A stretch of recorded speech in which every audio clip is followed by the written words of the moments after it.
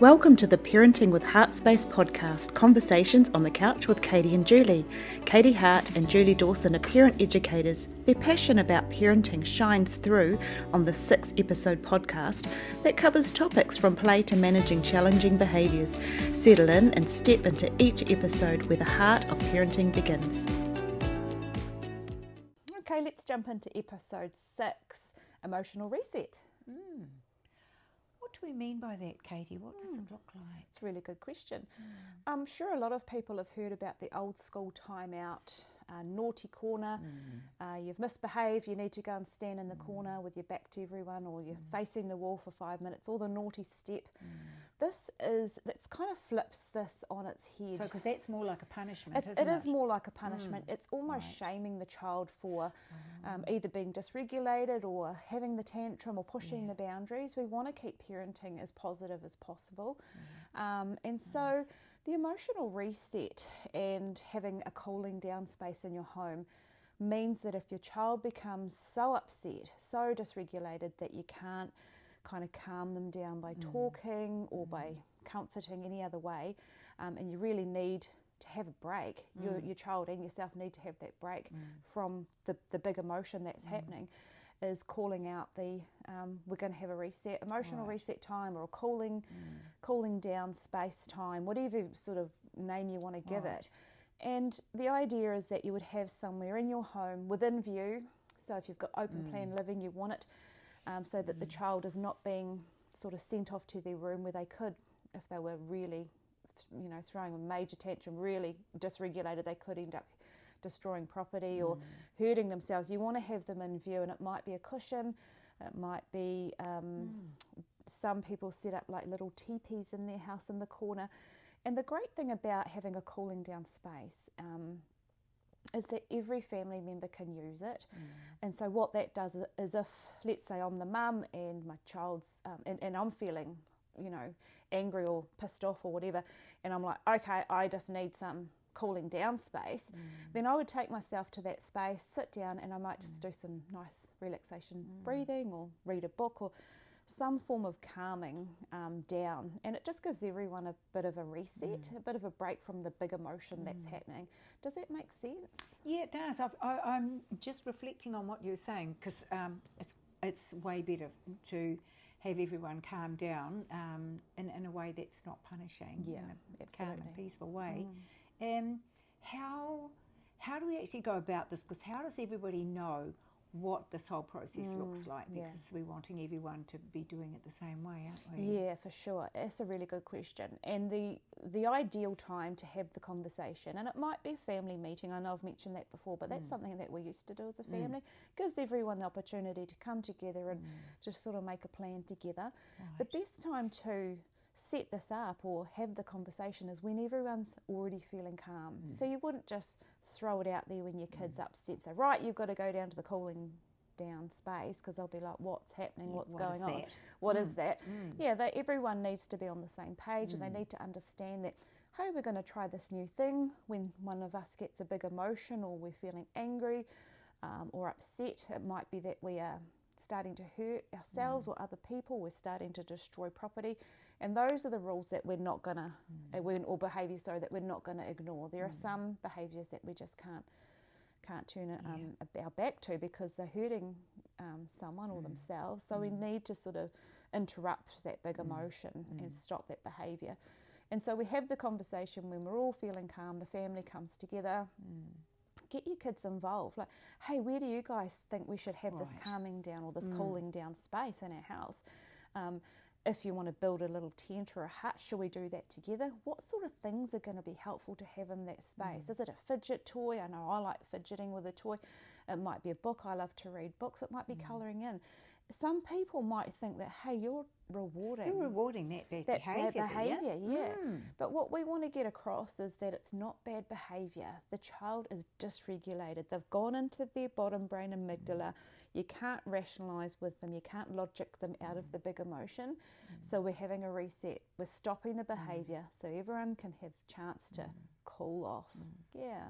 Have you got anything to add? I think it's wonderful because it's setting them up for when they're adults, because there are going to be things in life that upset us, that make us feel angry, disappointed, whatever. For sure. And sometimes we need to calm down as adults, and we could be in a meeting. It doesn't matter where we are. I think it sets our children up in their adulthood to be using a similar strategy. And it might be that I've heard a man say, we were talking about this very thing, and he said, look, I just say, I'm just going to take 5. And he will just remove himself from the situation. And I think I like the way that you were talking about having a plan, because what I was really impressed with what he was saying was that he told them, I'm going to take 5. I'll be back in 5 minutes. Nice. I need to calm down. So they knew, because sometimes it can be seen that, oh, I'm trying to talk to you and you're just leaving. Sure. You know, so it's really good that, so we're setting them up for, as adults, how to actually cope with these situations that inevitably are going to happen. Of course. Everyone gets big emotions, right? Absolutely. Yeah. And I think it's really nice to be able to admit to our kids that, hey, we get them too, and we need to take that cooling down time as well.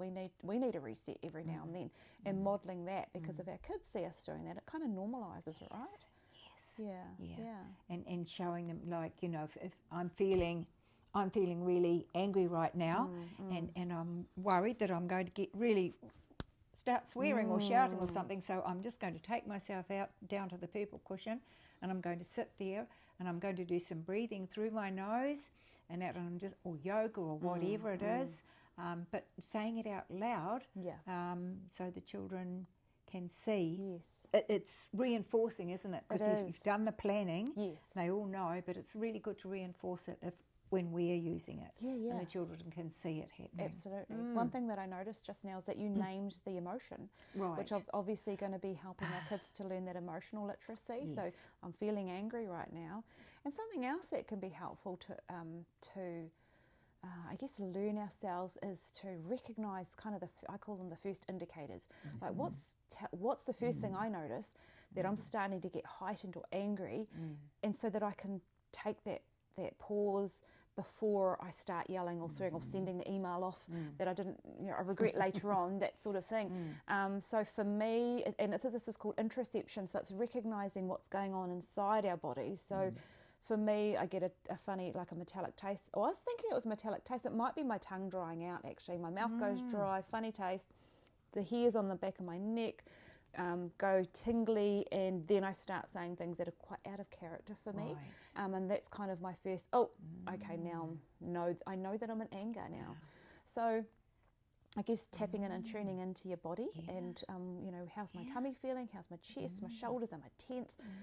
Body check-ins can be really helpful to recognise what emotions we're feeling and when. Yes, it's so impressive, isn't it, for children to learn that, because when we feel that, like mine's in my chest, everything's going flat out, and so if we know that, as you say, that's the time to take responsibility for our behaviour. So if we're going to stop it there, if we're going to go to our, I'm saying purple cushion because I quite like that, or wherever we're going to go to calm down, that's where we're taking responsibility for our behaviour. So that's what we're teaching our children as well. So good, because we're raising responsible adults. Absolutely. Great. I feel like I've got some more to talk about on this topic, but let me just check the questions. Oh, I think we might have covered everything. Is there anything you can think of that would be helpful? I just can't emphasise enough how it's really good that we teach our children how to calm down. We have this expectation that they know, they don't. And by us teaching them how to do it through actually doing it, and they can see it, monkey see, monkey do, they copy us.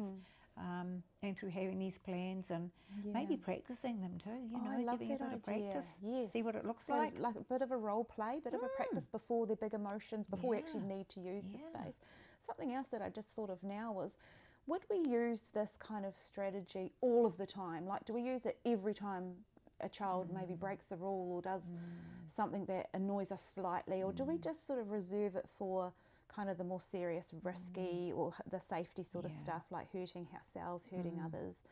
Do you think we should overuse this kind of? Yeah, no, that's an awesome thing to contemplate, because I think, like lots of things, when we overuse them, they're not as effective, and children will just think, oh, time out, whatever you want to call it, sure, you know. Yes, and it's not as effective, it doesn't work, and I think it's really good, again, because we talked about with rules and with rewards and praise, children need to know what to expect. So if they know the behaviours that are going to be requiring a reset, then and they'll know that, because that's the only time that we use them. If a child is tantruming, we're not going to say, oh, you need to reset, because that's a behaviour that we can ignore. So I guess the adults, it's a really good conversation for the parents to have. When are we going to use this? Absolutely. When, why, what's it going to look like? How long? So now thinking about ages of kids, do we send them to the cooling down space for half an hour? We don't, do we? No. Isn't it 1 minute per age, up to the age of 5? And then 5 minutes is the limit. You wouldn't want any more than that. Oh no, gosh. I mean, initially, because if it's a new thing, if this reset is a new thing that you're doing in your house, that for the first couple of times it might take a little bit longer, because children might be testing, or so just being mindful that maybe the first couple of times it might go on for 10 minutes. Let's allow that to happen, because we're all learning something new here. I'm just imagining a child being in their cooling down space and calling out to mum or dad to try and get their attention. What would you do?